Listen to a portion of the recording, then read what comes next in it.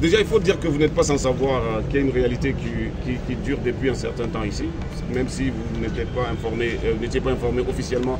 Mais voilà, on est des confrères, parfois dans des rencontres qu'on peut avoir, donc on se glisse les mots. Il s'agit de notre situation qui dure maintenant depuis 18 mois. Voilà. Ça fait 18 mois qu'on ne perçoit pas de salaire. Voilà. Dans un premier temps, c'est parti d'une crise que tout le monde connaît, mais la crise s'est amorcée. Ça, vous le savez aussi très bien. Et puis, ce qui fait qu'aujourd'hui, qu'on a décidé de prendre notre responsabilité et réclamer nos droits simplement, c'est que on a présumé la bonne foi de nos responsables. Parce que plusieurs fois, on a eu des rencontres au cours desquelles il nous a été promis justement de régulariser notre situation. Donc, il y a eu une première rencontre où il y a eu des promesses, il y a eu des dates qui n'ont pas été tenues. Et derrière, il n'y a pas eu d'explication. Il y a eu une deuxième rencontre et il y a eu promesse de paiement où il n'y a pas eu d'engagement tenu. Et il n'y a pas eu d'explication du pourquoi on n'a pas tenu nos engagements. Après, on a été convoqué une autre fois, où il nous a été même demandé, parce qu'à l'époque, il n'y avait que 10 mois. On nous a même demandé, s'il vous plaît, on peut vous payer 5 mois. Acceptez cela. On a dit, d'accord. On a exigé de demander à quand, justement, on sera régularisé. Ils nous ont dit, à compter de ce jour où on a eu l'entretien, dans 2 semaines. Figurez-vous, ça c'était en septembre.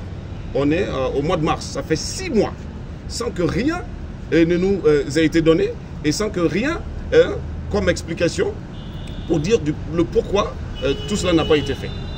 Et si vous voulez, le dernier fait justement qui nous a, si vous voulez, fait sortir de notre tranquillité, c'est qu'à l'orée du Ramadan, il nous a été promis aussi qu'on serait payé, qu'on toucherait quelque chose. Mais il n'y a rien eu et il n'y a pas eu d'explication. Donc on s'est rendu compte à un moment donné qu'ils sont en train de nous infantiliser. On s'est dit que ça, c'est vraiment c'est un ras-le-bol. Il y en a marre. On a compris la situation à un moment donné, mais on a perdu la dignité à la maison. On a des parents, on a des responsabilités, on doit payer le loyer. Pour certains d'entre nous qui sont mariés, ils ont des familles à tenir, ils ont des enfants à amener à l'école, ils peuvent tomber malades. Ça fait qu'aujourd'hui, on a perdu toute dignité sociale. Et donc, on a estimé simplement que notre patience a ses limites. Et là, il y en a marre. Et ce qui fait plus mal, justement, c'est qu'il y a des promesses, mais qu'on ne tient pas. Et derrière, on ne vient pas vous dire pourquoi on ne tient pas des promesses. Donc, à un moment donné, on s'est dit, il y en a marre. Donc, samedi dernier, on a rédigé une correspondance adressée à la direction générale de SAM-GBM pour leur dire que nous, personnel du CISPEDIA, nous exigeons que vous nous payiez nos arriérés. Donc, on leur a donné une date qui était, la date butoir c'était mardi, hier. Donc, si jusqu'à mardi, hier, rien n'est fait, qu'à partir d'aujourd'hui, mercredi, justement, on rentrerait en grève. Et c'est d'où votre invitation pour justement vous mettre au courant de cette situation. En fait, nous, on n'a pas envie d'aller sur ce genre de choses-là. Vous savez, dans toute entité, lorsque les gens réclament leurs droits, il y en a certains qui estiment que ce n'est pas leur problème. Et ce n'est pas le plus important. Vous-même, vous pouvez le voir. Sur un effectif qui est de 70 personnes, si vous voulez, je peux vous passer la liste. On est au nombre de 40 et quelques. Sans déjà vous compter beaucoup de défections. Il y a eu beaucoup de défections. Il y a d'autres qui sont partis. Je crois qu'il y a une dizaine ou une quinzaine.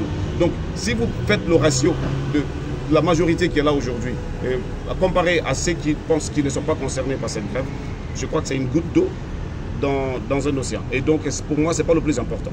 Vous avez attendu pendant 18 mois. Quel a été l'agent déclencheur de ce mouvement? Mais c'est justement ce que je viens de dire. Il y a eu... On nous apprend que quelque part, on nous a dit qu'il n'y a pas d'argent. Mais ça, à la limite, ce n'est pas notre problème. Il faut se dire la vérité. Quelles sont les actions qui seront après à cette on va devoir peut-être aller question par question. Donc, il n'y a pas d'argent. Nous, ce n'est pas notre problème, ça. On estime qu'on a des droits, on estime qu'on a patienté, ça fait 18 mois. Lorsque même des gens ont appris qu'on n'est pas payé pendant 18 mois, on nous a traités de fous. Mais comment vous pouvez attendre aussi longtemps sans percevoir de salaire? Et pendant ce temps-là, vous faites comment pour subvenir à vos besoins? Vous payez comment vos loyers? Vous faites comment? Donc, nous, à un moment donné, on s'est dit, c'est bon, on prend nos responsabilités, donnez-nous notre argent, tout simplement. Alors, si vos points de revendication ne sont pas satisfaits, qu'est-ce que vous comptez faire dans les jours à venir? Beaucoup d'autres actions sont prévues. On ne va pas les déclarer ici, mais sachez d'ores et déjà que l'arrêt du programme télé-radio, ça va être effectif aujourd'hui. Et comme on l'a dit, il y a beaucoup d'autres actions qu'on a déjà énumérées, mais qu'on va garder. On ne va pas vous... parce qu'on estime qu'on est désormais dans une bataille ouverte, donc il ne faut pas tout de suite se déclarer à l'adversaire. Donc, sachez tout simplement, effectivement, qu'il y a d'autres étapes plus importantes qui attendent. La seule chose qu'on voudrait dire ici, ce mouvement-là va aller jusqu'au bout, jusqu'à satisfaction effective de toutes nos revendications. Est-ce que vous êtes accompagné par le SPPG? Oui, oui, on a alerté le SPPG. On attendait d'ailleurs le secrétaire général qui devait rejoindre ce mouvement avant même de commencer ces entretiens avec vous. Mais bon, on a voulu aussi tenir compte de vos journées, c'est le ramadan, et apparemment vous avez aussi d'autres choses à faire. Donc lui va venir nous rencontrer.